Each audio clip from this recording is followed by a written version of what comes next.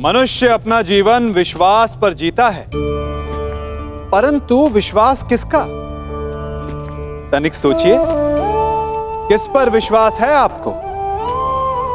महापुरुषों की कही बातों पर, ग्रंथों में लिखे ज्ञान पर, माता पिता की सीख पर, या मित्रों के दिए गए निर्देशों पर, या फिर मेरी कही बातों पर? ये सब विश्वास अपूर्ण है जब तक आपको स्वयं पर विश्वास ना हो। यदि विश्वास करना है तो पहले अविश्वास करने के विज्ञान को भी सीखना चाहिए। आप किसी की बातों पर विश्वास ना करें, आप अपने मन से पूछें, अपनी अंतर आत्मा से प्रश्न करें, और जो उत्तर मिलेगा वही सबसे उचित होगा। जब आप अपने मन, अपनी अंतरात्मा पर विश्वास करना सीख जाएंगे तो नीति ज्ञान सब आपके भीतर से स्वतः उमड़ेगा। और यदि आप स्वयं पर ही विश्वास ना कर पाए तो धर्म ग्रंथों में लिखे श्लोक, महापुरुषों की वाणी, माता पिता की सीख या मित्रों का निर्देश कोई भी लाभ नहीं दे पाएगा।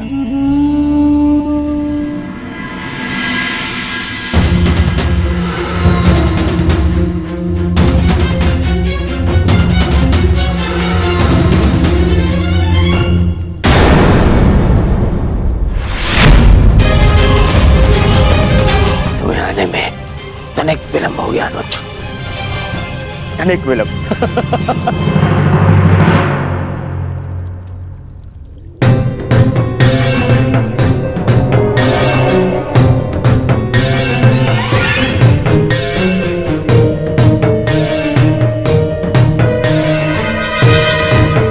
ये चलिए तो सो रहा है, प्रतीक्षा करनी होगी।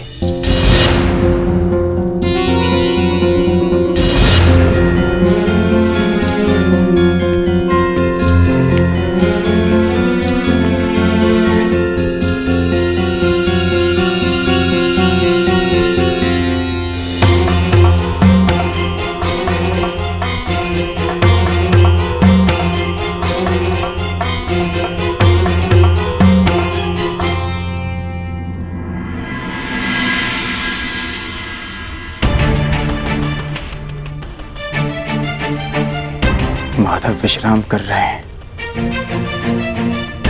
जगाना उचित नहीं होगा।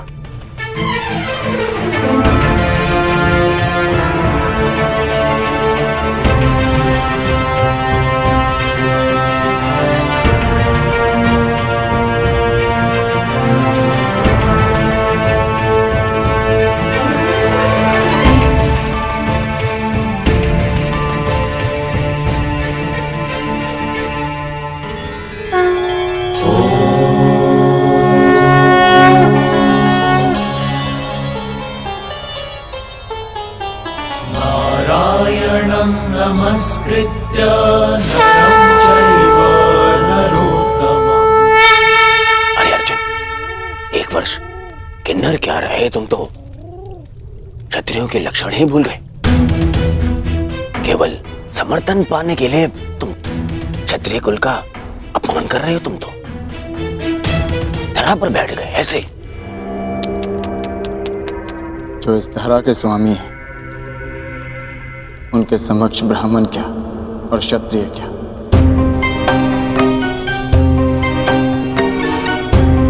ना मैं इस समय क्षत्रिय हूं और ना ही मेरे मन में समर्थन का लोभ। मैं तो केवल इस समय एक भक्त हूं जो अपने आराध्य के चरणों में बैठा है।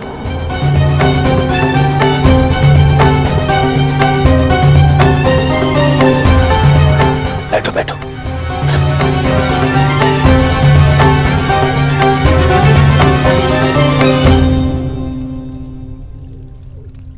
माधव,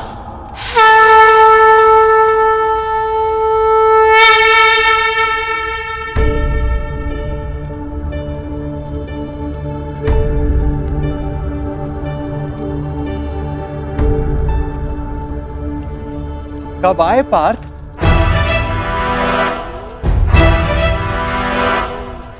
मुझे तो तुम्हारे आने का भान ही नहीं हुआ। आप विश्राम कर रहे थे माधव, इसलिए जगाना उचित नहीं समझा। और तुम नीचे क्यों बैठे हो? इधर आओ, मेरे समीप आकर बैठो। माधव, मैं यहाँ आपका युद्ध के लिए समर्थ। अरे ठहरो, यहाँ पे पहले मैं आया तो समर्थन मांगने का अधिकार मेरा है। अरे दुर्योधन, तुम भी यहाँ हो? आश्चर्य। आश्चर्य है? आश्चर्य तो मुझे हो रहा है।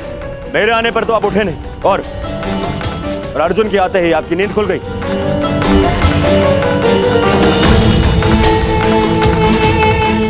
वासुदेव, मैं यहाँ अर्जुन से पूर्व उपस्थित हुआ हूं, इसलिए समर्थन मांगने का अधिकार पहले मुझे मिलना चाहिए।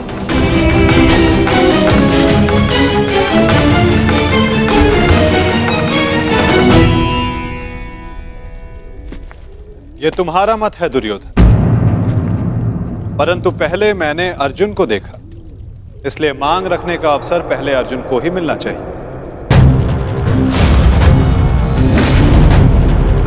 यही धर्म है। परंतु नियम यह था वासुदेव कि जो द्वारका पहले पहुंचेगा, आपका समर्थन उसी को मिलेगा। और मैं अर्जुन से पहले यहां उपस्थित हुआ हूं।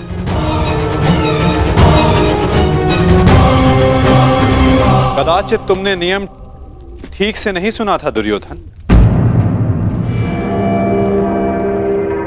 नियम यह था कि द्वारका पहुंचकर मेरे समक्ष आकर प्रथम जो समर्थन की मांग करेगा, मैं उसका साथ दूंगा। अब आप कुतर्क का सहारा ले रहे हैं वासुदेव।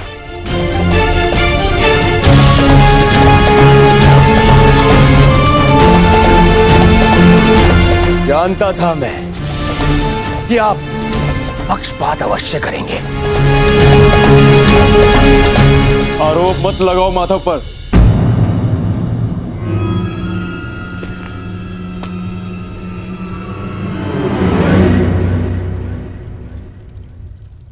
दुर्योधन सत्य कह रहा है माधव। मुझसे पूर्व ये यहां उपस्थित था,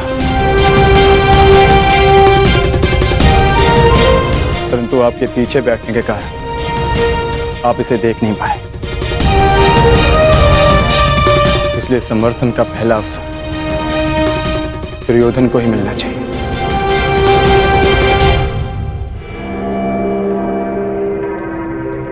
कुछ समझ में आया दुर्योधन? कुछ मांगने के लिए अहंकार नहीं, विनम्रता होनी चाहिए।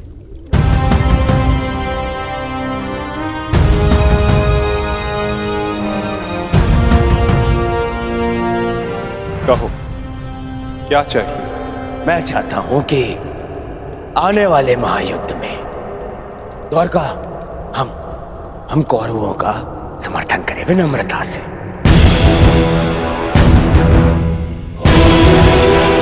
अपनी मांग पर अडिग हो? हाँ, अडिग हूं। मेरी यही मांग है।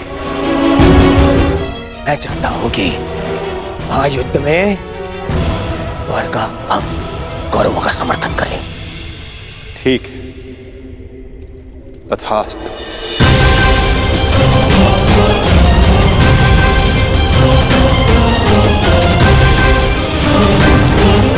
परंतु तुम्हारे इस वचन ने मुझे बहुत बड़ी उलझन में डाल दिया है दुर्योधन। अब मुझे हस्तिनापुर के साथ साथ इंद्रप्रस्थ की भी सहायता करनी होगी। असंभव! क्या असंभव है? ये पक्षपात है। परंतु तुमने यही तो मांगा है गांधारी नंदन। मैंने वचन बोलने से पूर्व अपने मन की तुला पर उन वचनों को तौल लेना चाहिए दुर्योधन।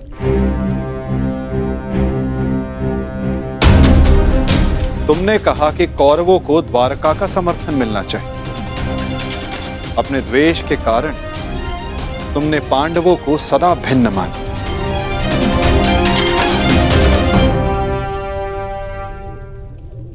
परंतु नीति अनुसार हर कुरु संतान कौरव है और पांडव भी उसी कुरु वंश के हैं जिसके लिए तुमने सहायता की मांग रखी है।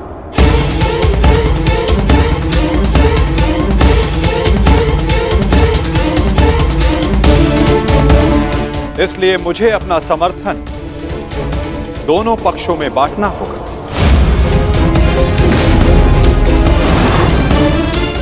इसलिए मुझे अपना समर्थन दोनों पक्षों में बांटना होगा।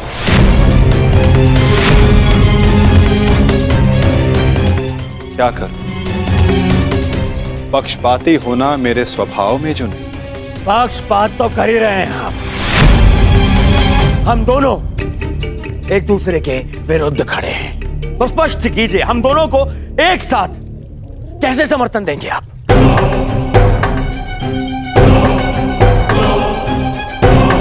या ये भी आपका कोई छल है?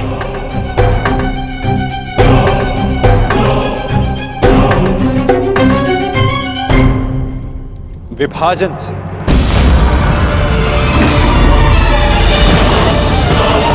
पहली बार युद्ध को टालने के लिए मैंने विभाजन का सहारा लिया था और इस बार युद्ध में सम्मिलित होने के लिए विभाजन करूंगा।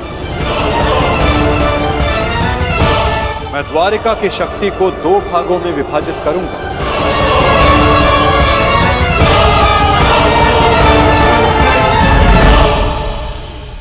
एक ओर होगी मेरी शक्तिशाली नारायणी सेना जो कभी पराजित नहीं हुई,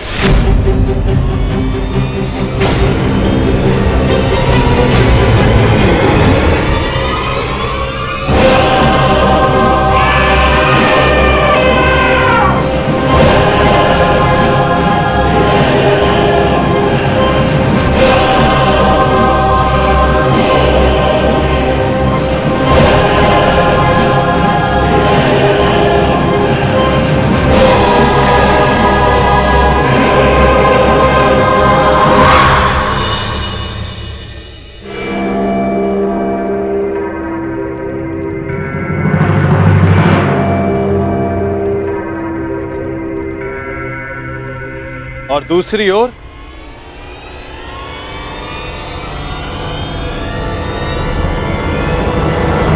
केवल मैं।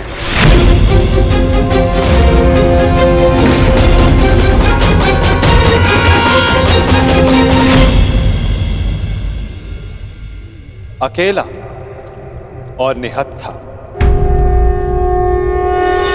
मैं वचन देता हूं किसी भी परिस्थिति में मैं इस युद्ध में अस्त्र नहीं उठाऊंगा।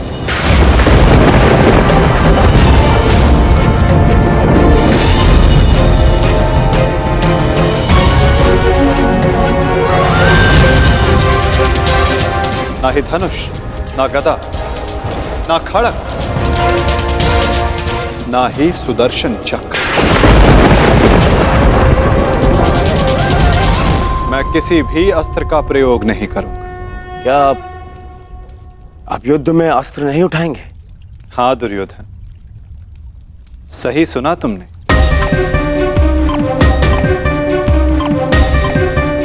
मैंने निर्णय ले लिया है कि मुझे क्या चाहिए। नहीं दुर्योधन, पहले तुम्हें मांगने का अवसर नहीं मिलेगा। क्या? ये मांग कुरुवंश के मध्य हो रही है और अर्जुन तुम्हारा अनुज है और धर्म कहता है कि मांगने का पहला अधिकार अनुज का होता है। कोई अनुज नहीं है, वो शत्रु है ये मेरा। और आपने ने कहा था जो आपके समक्ष पहले आएगा आपका समर्थन उसी को मिलेगा। मैंने अपना वचन निभाया दुर्योधन।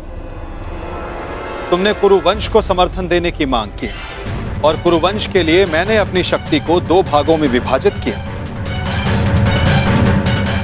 अब विषय नीति का है दुर्योधन, और नीति के अनुसार प्रथम मांगने का अधिकार अर्जुन को है। यदि बात नीति की है तो इस अर्जुन का यहां आना ही नीति सम्मत नहीं है। किसी राज्य का राजा नहीं है वो। राजा तो तुम भी नहीं हो युवराज दुर्योधन, परंतु मैं अपने पिता महाराज धृतराष्ट्र का प्रतिनिधित्व करता हूं। और मैं अपने ज्येष्ठ भ्राता महाराज युधिष्ठिर का प्रतिनिधित्व करता हूं। राजा है? कैसा राजा? 13 वर्ष पूर्व उनसे उनका सिंहासन छिन चुका है, और वही सिंहासन उन्हें मिले, इसलिए ये युद्ध हो रहा है। तो यदि तुमने राज्य लौटा दिया होता तो ये युद्ध कभी नहीं होता।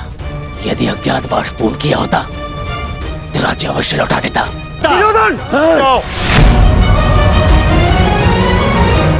शांत हो जाओ तुम दोनों। ये मत भूलो कि तुम दोनों यहाँ अतिथि हो, और अतिथि की मर्यादा होती।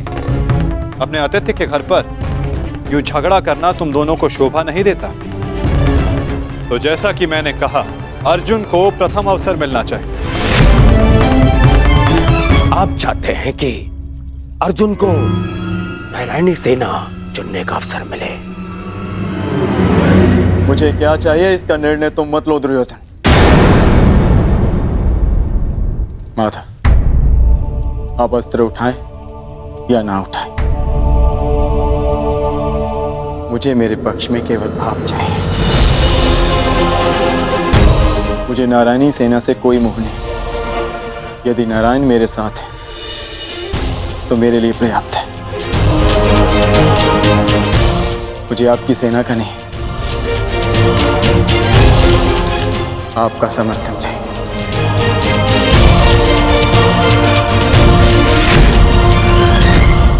क्या आपको यह विनती स्वीकार है माता?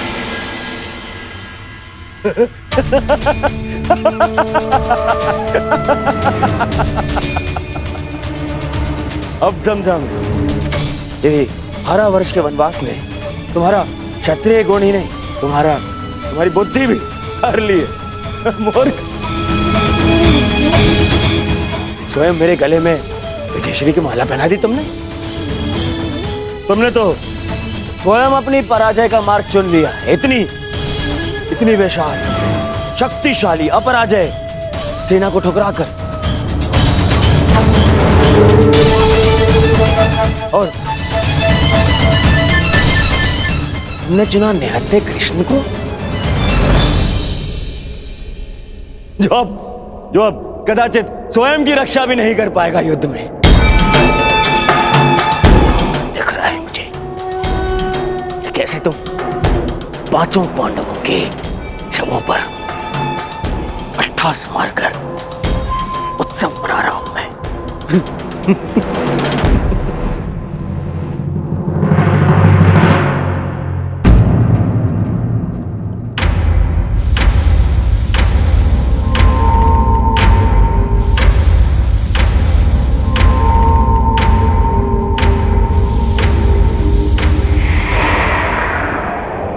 कृष्ण मुस्कुरा रहा है। नहीं, कुछ तो छल है। अब समझा। नारायणी सेना मुझे दे दी, जबकि उसके स्वामी तो आप स्वयं हैं। वो अपने ही स्वामी पर प्रहार कैसे करेगी? उल्टा वो तो हमारी ही सेना को हानि पहुंचाएगी। नहीं, ये छल है ये। नहीं दुर्योधन, यदि ऐसा होता तो मैं पहले ही तुम में से किसी एक को पूर्ण समर्थन दे चुका होता। पक्षपात ना हो, इसलिए मैंने अपनी शक्ति को 2 भागों में विभाजित किया है। परंतु क्या है ना वासुदेव, मुझे संदेह है कि आपकी ये सेना मेरा आदेश नहीं मानेगी।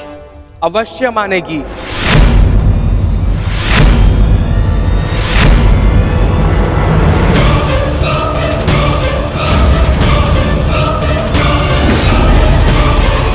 क्योंकि मैं नारायणी सेना का नेतृत्व करूंगा। वसुरश्री,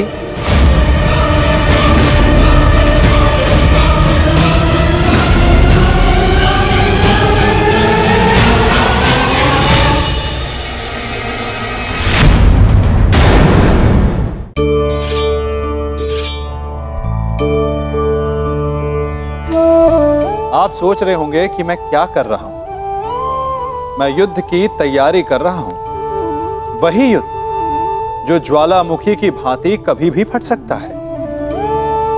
युद्ध वही जीतता है जो युद्ध में व्यतीत होने वाले समय से अधिक समय युद्ध की तैयारी में लगाए। जो योद्धा अभ्यास क्षेत्र में जितना अधिक समय देगा, रणभूमि में उतना ही कम रक्त बहेगा। एक सामान्य लौह और तीखी तलवार में अंतर यही है कि एक तीखी तलवार को कड़ी अग्नि परीक्षा से होकर जाना पड़ता है, लौहकार की मार खानी पड़ती है। एक तलवार जितनी पीड़ा सहेगी, उसका वार उतना ही प्रबल होता है। इसलिए पीड़ा से घबराए नहीं, उसका सामना करें, उसका अभ्यास करें, क्योंकि यही अभ्यास जीवन के युद्ध में आपको विजयश्री बनाता है। पक्षपात ना हो, इसलिए मैंने अपनी शक्ति को 2 भागों में विभाजित किया है। परंतु क्या है ना वासुदेव, मुझे संदेह है कि आपकी ये सेना मेरा आदेश नहीं मानेगी। अवश्य मानेगी।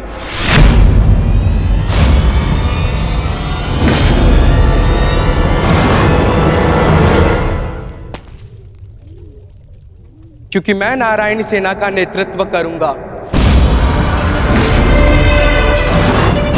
मैं हस्तिनापुर की ओर से युद्ध में भाग लूंगा और नारायणी सेना का सेनापति बनकर निर्देश दूंगा। अब कोई छल नहीं कर पाएगा और ना ही कोई विद्रोह।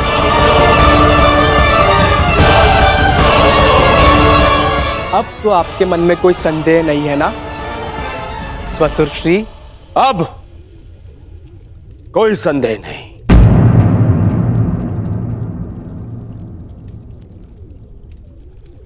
ये विभाजन मुझे स्वीकार है।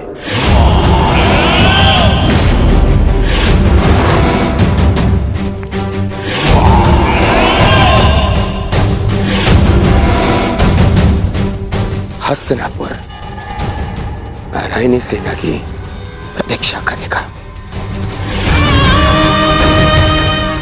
अब मुझे आज्ञा दीजिए, बहुत कार्य शेष है, तैयारियां करनी है।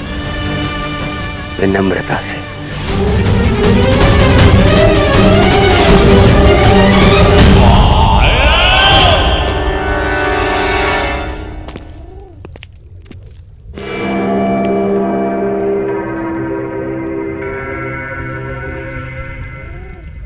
तुमने ऐसा क्यों किया पार्थ? मेरे समर्थन के लिए इतना बड़ा त्याग? मुझे ऐसा कुछ नहीं चाहिए माता जो मुझे आपसे दूर करे। ऐसी नारायणी सेना से क्या लाभ जिसमें नारायण ही ना हो? ये धर्म युद्ध है माता, और धर्म वहीं खड़ा होगा जहां आप होंगे। और धर्म की विजय कोई भी सेना नहीं रोक सकती। आप सदैव हमारे मार्गदर्शक रहे हैं। मुझे विश्वास है कि आप विजय का मार्ग अवश्य दिखाएंगे। मैं प्रतीक्षा करूंगा। मुझे ऐसा सुनकर अति प्रसन्नता हुई अर्जुन।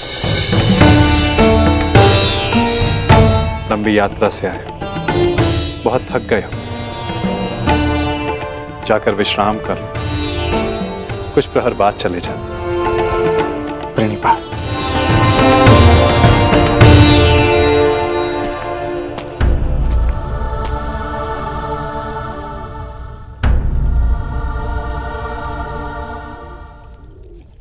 मुझे क्षमा कर दीजिए पिताश्री, मैंने आपको पक्षपाती समझा।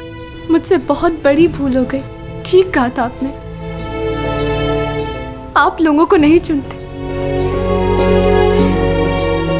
लोग आपको चुनते हैं।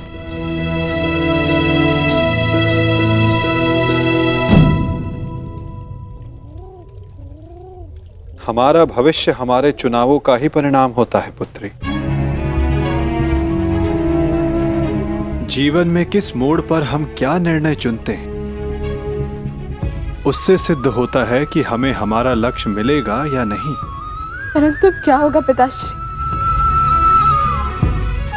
मैं ऐसा क्या करूं जिससे मेरे पति और मेरे पिता सुरक्षित रहे? कर्म करो लक्ष्मण, फल की चिंता ना करो। तुम्हारे पिता और सांब को उनके कर्मों का फल मिलेगा और अर्जुन को अपने कर्मों का।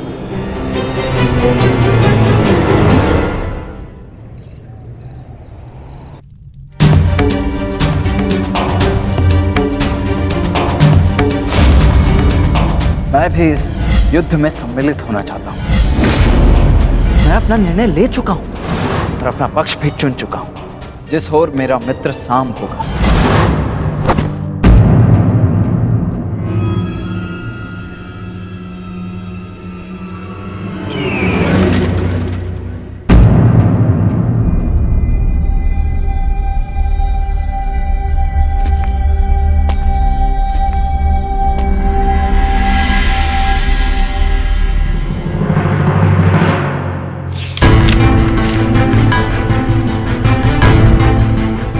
अंगराज, युवराज दुर्योधन द्वारका से हस्तिनापुर लौट रहे हैं और सूचना ये है कि नारायणी सेना दुर्योधन के पक्ष में आ गई है और कृष्ण अर्जुन के पक्ष में है। अंगराज, तुम शीघ्र हस्तिनापुर लौटो।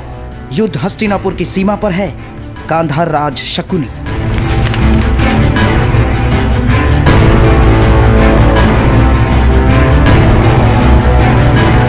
ये तुमने कैसी मूर्खता कर दी मित्र, कैसी मूर्खता कर दी तुमने।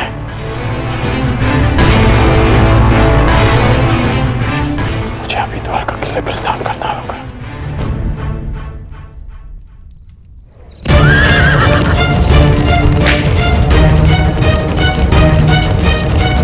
पिताश्री! ये अचानक कहां जा रहे हैं?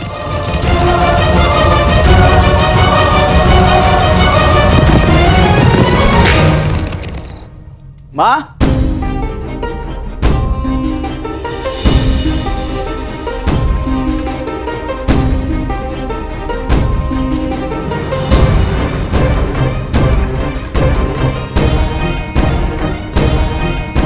एक बार पुनः अपने कर्तव्य के लिए अपने परिवार को छोड़कर जा रहे हैं पिताश्री।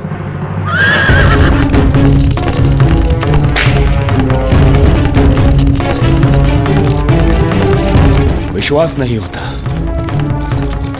अर्जुन इतना बड़ा मूर्ख है। इतनी सरलता से मुझे नारायणी सेना दे दी। हाँ?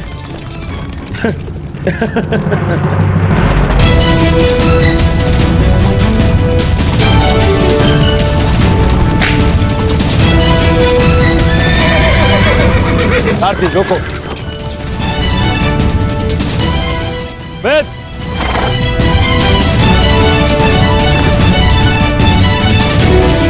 अच्छा हुआ तो मुझे यही मिल गए। मैं सोच ही रहा था कि सबसे पहले ये शुभ समाचार मैं तुम्हें ही दूं। जानते हो मैंने क्या किया है? यही मैं जानना चाहता हूं कि यह तुमने क्यों किया है। प्रतीत होता है कि तुम्हें सूचना पहले ही मिल गई है, परंतु तुम दुखी क्यों? तुम्हें तो प्रसन्न होना चाहिए। मुझे नारायणी सेना मिली है। नारायण के बिना तुम्हें नारायणी सेना मिल गई है। मैंने तुमसे कहा था कि तुम्हें अर्जुन से पूर्व द्वारका पहुंचना है। तुम अर्जुन से पूर्व द्वारका क्यों नहीं पहुंचे मित्र? अरे तुम्हें मिथ्या बोध हुआ है। मित्र अर्जुन से पूर्व द्वारका पहुंचा था। क्या? तो फिर ऐसा क्यों हुआ? अरे क्या हुआ मित्र? कुछ अनुचित नहीं हुआ है। सब हमारे हित में हुआ। हम दोनों को बराबर का अवसर मिला था, कृष्ण या नारायणी सेना चुनने का। उस मूर्ख ने नारायणी सेना छोड़कर कृष्ण को चुना और मैंने भी उसकी मूर्खता के लिए उसे रोका नहीं। और क्यों रोकता? हाँ? पहले अवसर उसे मिला जबकि पहले मैं पहुंचा था। और तुमने वासुदेव को नहीं चुना। ये क्या किया तुमने? तुमने वासुदेव को क्यों नहीं चुना मित्र?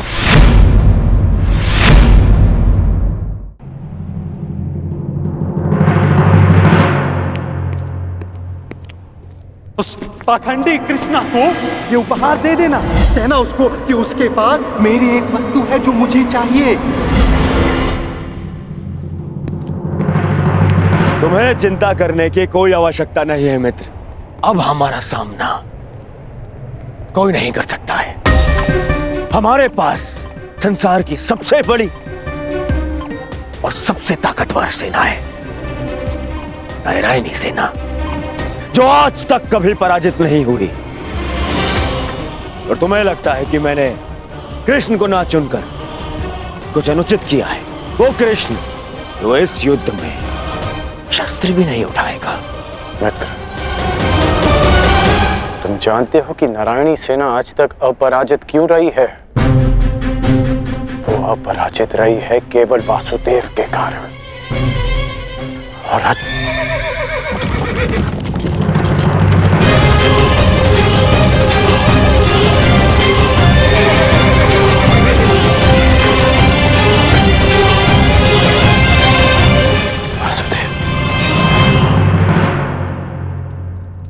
मैं नारायणी सेना का नेतृत्व करूंगा।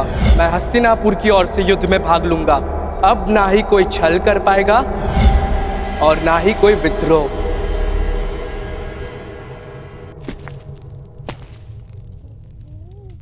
प्रणिपात माता। पार्थ, क्या हुआ पार्थ? कुछ भूल गए थे?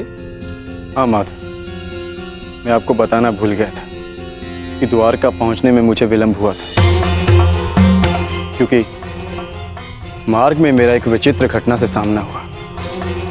तुम्हारे कहने का तात्पर्य यह है कि तुम्हारा सामना किसी विचित्र मनुष्य से हुआ है ना पार्थ?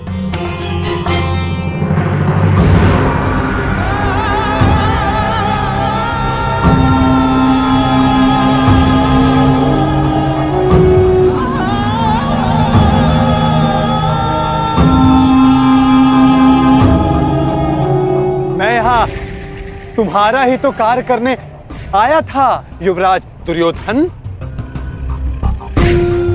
मैं वासुदेव,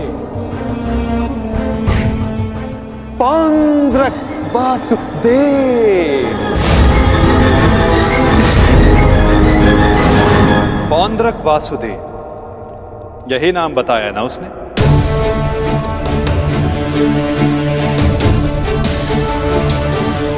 जिसने मेरी भांति वेशभूषा भी धारण कर रखी थी, है ना? हाँ, आप जानते हैं मैं भी कैसा प्रश्न पूछ रहा हूं। भला आपसे क्या छिपा है? परंतु मेरी समझ में यह नहीं आता कि वो पाखंडी आपके रूप में प्रस्तुत होकर सबको भ्रमित कर रहा है और आप शांति की आशा में कभी कभी शांत बैठना भी पड़ता है पार्थ।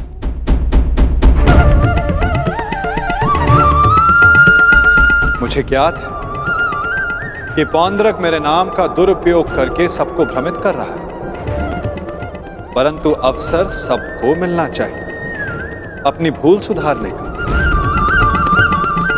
वही अवसर जो मैं सबको देता हूं, वही अवसर जो मैंने शिशुपाल को दिया था, वही अवसर जो मैंने कंस मामा को भी दिया था।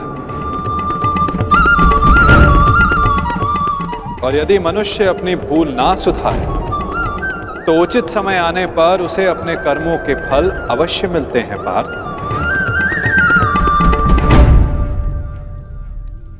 अब तुम मुझे पौंड्रक का संदेश सौंप सकते हो पार्थ।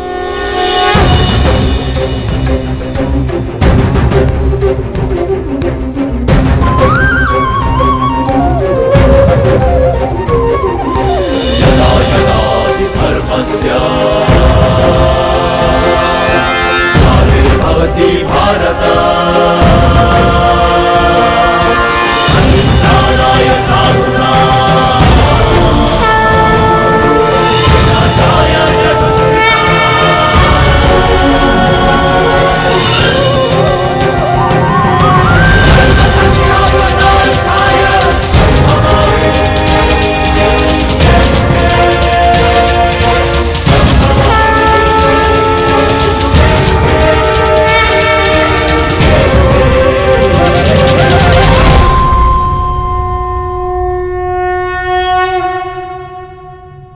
ये क्या था माधव?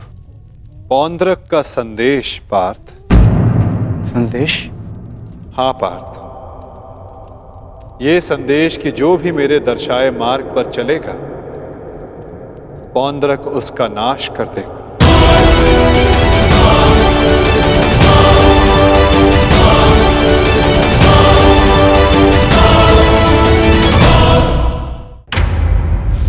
ये वासुदेव नहीं है।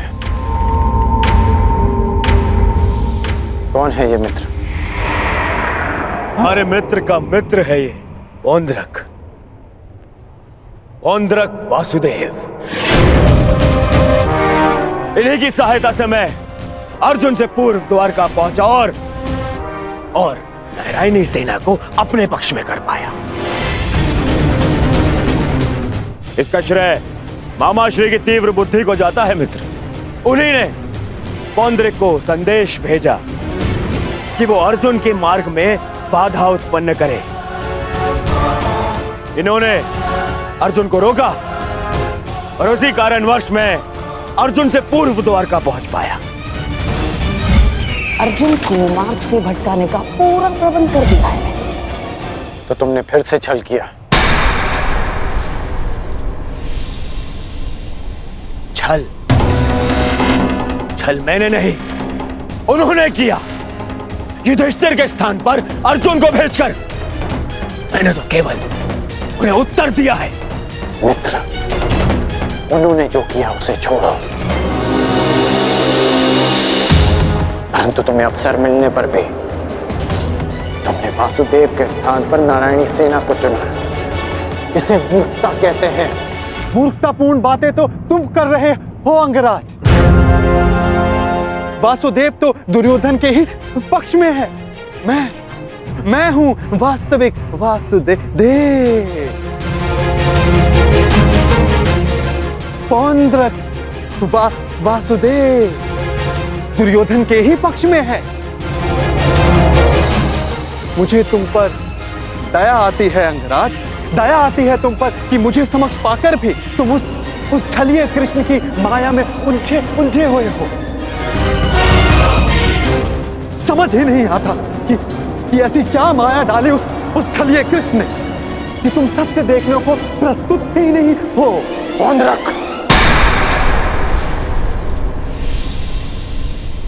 पौंड्रक वासुदेव है मेरा नाम। पूरा नाम तो लेना सीखो अंगराज। खेद है मुझे, खेद है कि तुम एक मनुष्य की पहचान करने में असमर्थ हो। तुम अपने युद्ध के लिए अपनी सेना में एक पाखंडी को चुनना चाहते हो। उस पाखंडी कृष्ण को चुनना चाहते हो तुम। अरे ऐसा क्या है उस छलिए पाखंडी कृष्ण में जो तुम सब सारे लोग उसकी ओर खींचे जा रहे हो? क्या समस्त संसार में केवल एक ही मायावी रह गया है? हाँ?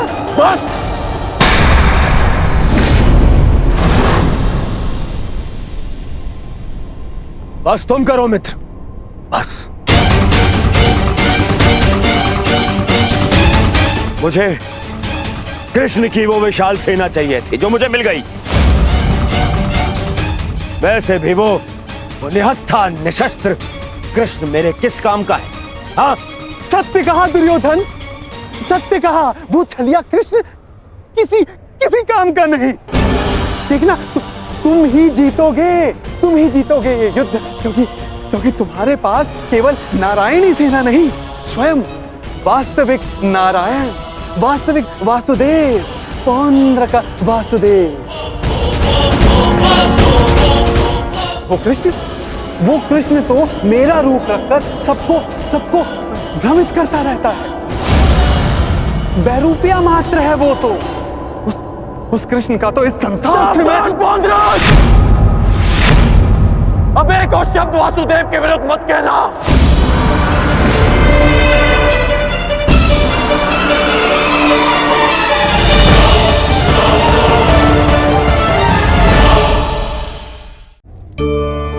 जब मेघ छाते हैं तो क्या होता है? अंधकार छा जाता है।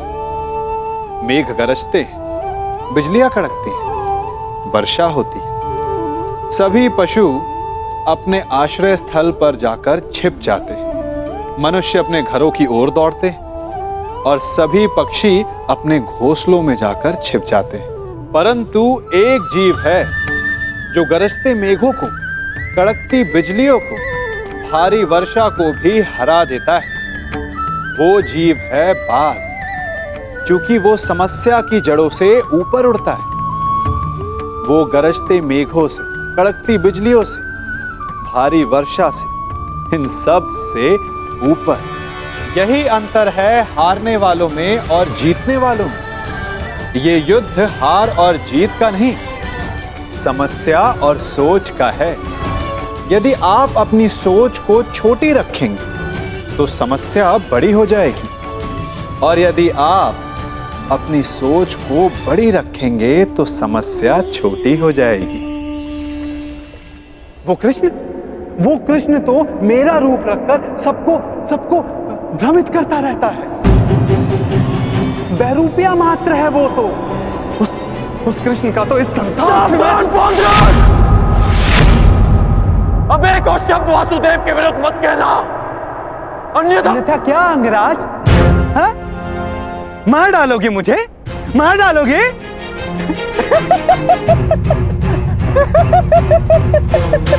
दुर्योधन, तनिक देखो तुम्हारी सेना का ये वीर कहीं वास्तविकता में उस छलिए का गुप्तचर तो नहीं है? छलिए और बहरूपिये तो तुम हो पौंडरा। कुछ ही क्षणों में तुम्हारी वास्तविकता मेरे समक्ष आ गई है। तुम मेरी चिंता करनी छोड़ो, केवल अपनी चिंता करो। तुम केवल एक बड़बोले ढोंगी हो जो वासुदेव होने का स्वांग रचा कर बैठे हो। मौन रहो दुस्साहसी, मौन।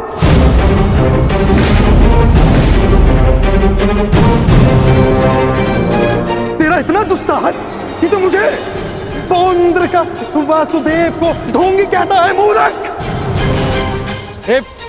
शांत हो जाओ मित्र, शांत हो जाओ। पौंड्र, कांड का यह तात्पर्य नहीं था। मेरा यही तात्पर्य था। ये ढोंगी है।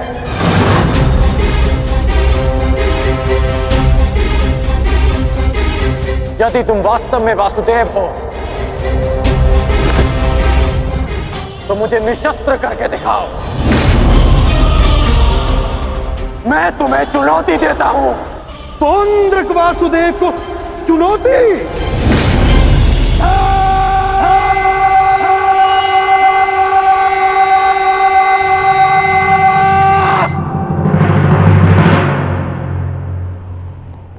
ऐसे खड़े खड़े देख क्या रहा है तू, मूर्ख?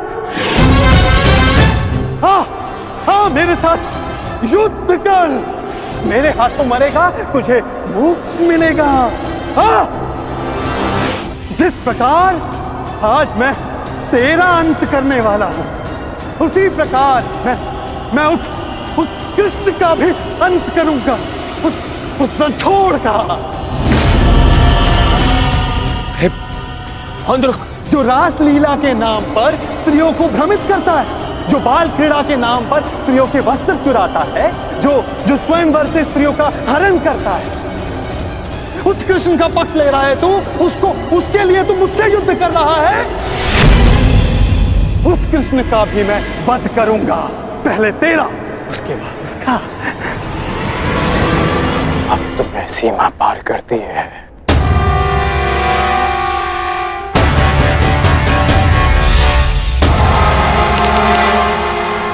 नहीं मित्र, नहीं। मित्र, आज इस पौंड्रक का अंतिम दिवस है।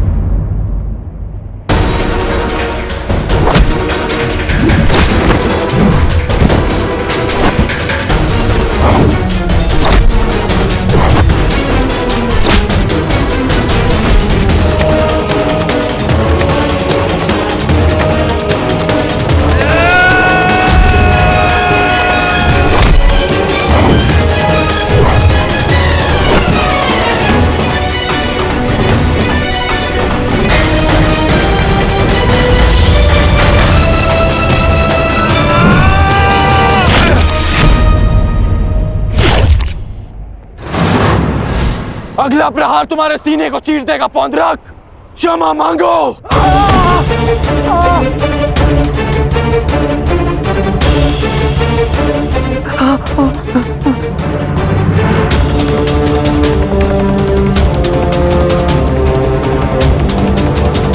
अब बोलो, क्या कह रहे थे तुम? कौन हो तुम? मैं ही हूं वास्तविक वासुदेव, पौंड्रक वासुदेव मैं ही हूं। पाखंडी! नहीं कर मित्र, नहीं नहीं मित्र। रुक जाओ अंगराज।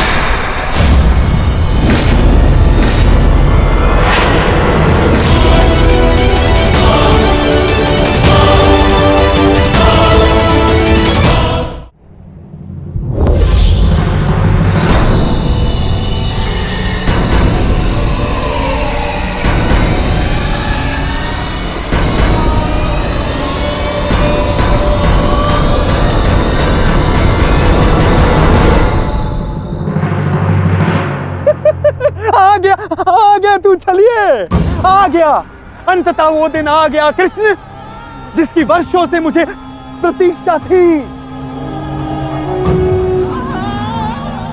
यदि अंत से पूर्व मनुष्य को उसकी भूल का भान हो जाए तो अच्छा ही होता है। अब तो तुम्हें विश्वास हो गया होगा कि वास्तविक वासुदेव कौन है? मैं ही हूं वास्तविक वासुदेव। पौंड्रक वासुदेव, इसलिए जिसका अधिकार आरंभ से केवल मेरा है, मुझे मेरा सुदर्शन चक्र दे दो कृष्ण। देने ही तो आया हूं तुम, परंतु चेतावनी, मैं तुम्हें बहुत अवसर दे चुका हूं पौंड्रक। तुम्हारे पाप का घड़ा भरता जा रहा है पौंड्रक। अब मेरा स्वांग रचना बंद करो। चुप कर छलिए कृष्ण, तू ढोंग, तू छलिया मुझे बताएगा कि अब मुझे क्या करना चाहिए और क्या नहीं। जो तुझे देव मानते हैं ना, वो सब दृष्टिहीन है और बुद्धिहीन भी। परंतु मैं नहीं हूं। अपने सहयोगियों को धैर्य की महिमा समझाओ दुर्योधन। युद्ध प्रारंभ होने में अभी समय शेष है और समय से पूर्व युद्ध को आमंत्रण देना सर्वनाश को आमंत्रित करने के समान होता है दुर्योधन। क्योंकि इस समय मैं अस्त्र ना उठाने के लिए बंधित नहीं हूं। मनुष्य को खाई में गिराने के लिए उसका केवल एक पग पर्याप्त होता है पौंड्रक। अभी अभी मैंने कर्ण को रोककर तुम्हें मृत्यु के मुख में जाने से रोका है। कदाचित तुम्हारा अगला पग तुम्हारा अंत ना रोक पाए पौंड्रक।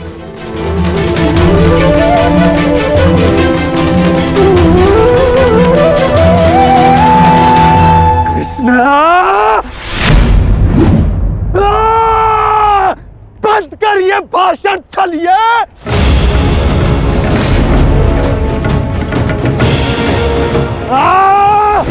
छलिए पाखंडी, आज मैं तेरा अंत करके ही रहूंगा कृष्ण। पहले रखो मित्र, क्रोध मुझे भी आ रहा है। अपने क्रोध को युद्ध के लिए बचा के रखो।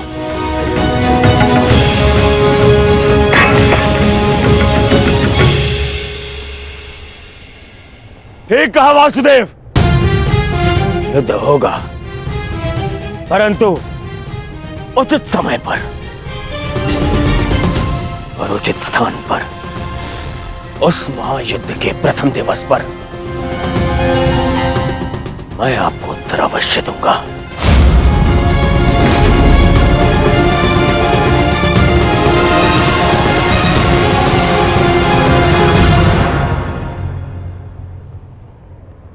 तुम चोटिल हो मित्र, आओ तुम्हें तुम्हारे शिविर पर छोड़ दूं।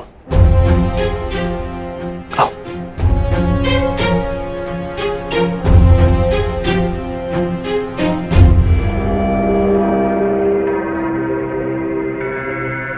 मित्रकर्ण, तुमसे हस्तिनापुर पर भेंट होगी। आशा है तब तक तुम अपने इस भ्रम से निकल जाओगे और तब तुम समझोगे कि मेरा चुनाव उचित था। आशा तो मुझे थी मित्र कि तुम अपने भ्रम से निकलकर वास्तविक शक्ति को पहचानोगे, परंतु अब कोई लाभ नहीं। जो हानि तुमने स्वयं को और हम सबको पहुंचानी थी, वो तुम पहुंचा चुके हो। चल मोटे, आजा। कृष्ण, मैं अपना सुदर्शन चक्र तुझसे लेकर रहूंगा, जिस पर आरंभ से केवल मेरा अधिकार था, है और रहेगा।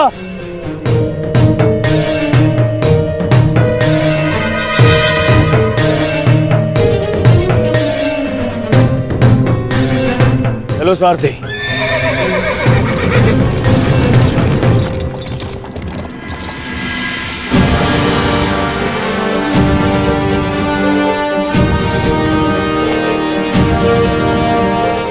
प्रणिपात वासुदेव, आज्ञा थे। इतनी भी क्या शीघ्रता मित्र?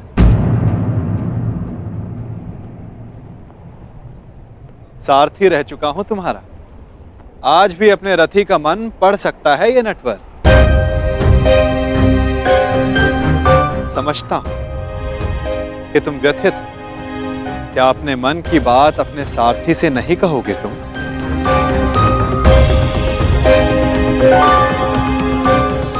अपने रथी का मन आप पढ़ सकते हैं ना, तो पढ़ लीजिए। इसीलिए कहता हूं मित्र, तुम्हें प्रसन्न होना चाहिए। दुर्योधन ने उचित चुनाव किया, उसे शक्ति चाहिए थी, उसे मिल गई। नारायणी सेना अब उसके आदेश के अधीन होगी। नारायणी सेना में नारायण ही ना हो तो वो कैसी नारायणी सेना केशव?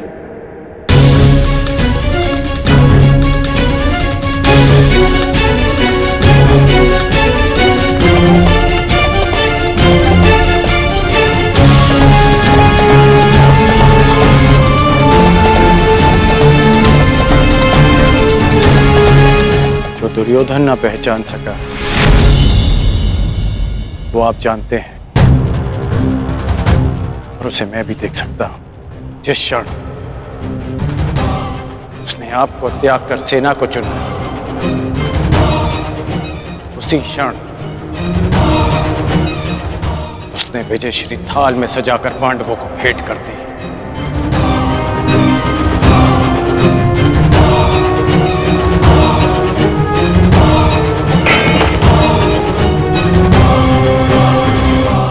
ऐसा क्यों लगता है मित्र? नारायणी सेना दुर्योधन के अधीन होने से उसकी शक्ति में वृद्धि अवश्य हुई है। तुम्हें नहीं लगता कि अर्जुन ने भूल की? क्या मिला उसे निहत्थे कृष्ण को चुनने से? जिसके हाथ के संकेत से सृष्टि बनती है और बिगड़ती है, वो कैसे निहत्था हो सकता है वासुदेव? परंतु सत्य ये भी है मित्र कि मेरे युद्ध में उपस्थित रहने पर भी मैं युद्ध नहीं करूं, तो फिर मुझसे किसी को क्या हानि और क्या लाभ?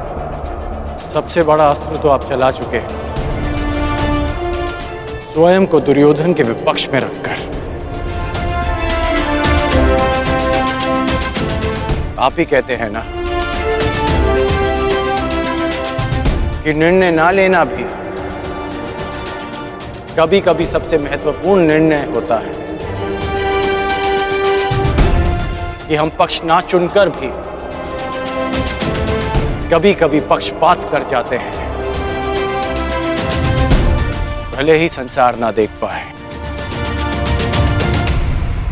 परंतु मैं जानता हूं कि आपने पक्ष लिया है वासुदेव।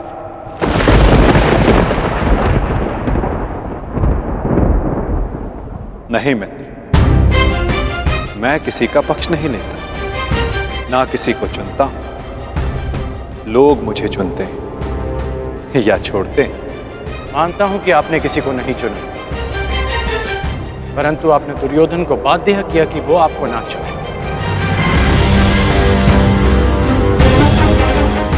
आपने ऐसी परिस्थितियां उत्पन्न की कि वो ही आपको चुने जिसे आप चुनना चाहते हैं।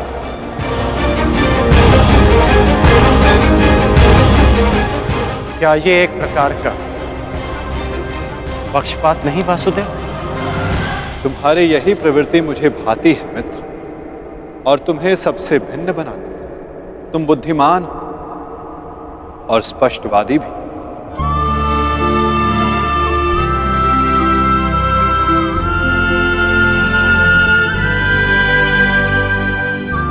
ऐसा होकर भी क्या लाभ वासुदेव, जब मैं आपका साथ ना पा सका।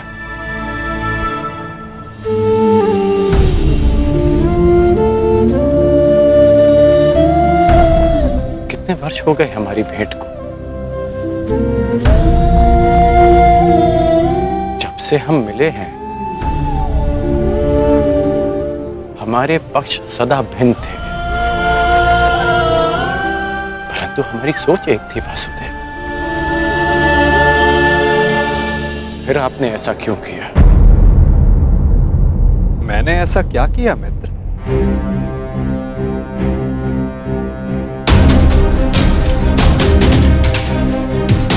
आप सब जानते हैं फिर भी ये प्रश्न कर रहे हैं।